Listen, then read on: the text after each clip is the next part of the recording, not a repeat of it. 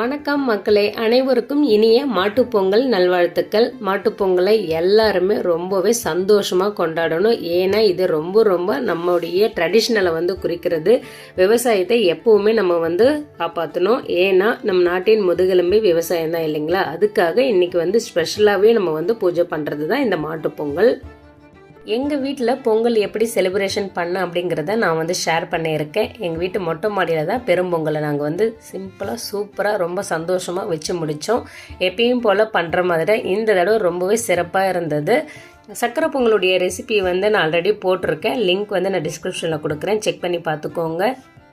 என்னதான் நாம் கேஸ் ஸ்டவ்வில் செஞ்சாலும் விறகடுப்பில் சமைக்கிறதுக்கு ஈக்குவல் வரவே வராது. அதோடைய சுவையும் அதிகமாக இருக்குது. கடவுளோடு சேர்ந்து நாமளும் பயபக்தியோடு சமைக்கிறதுனால அதோடைய சுவையே ரொம்பவும் அதிகமாக இருக்குது.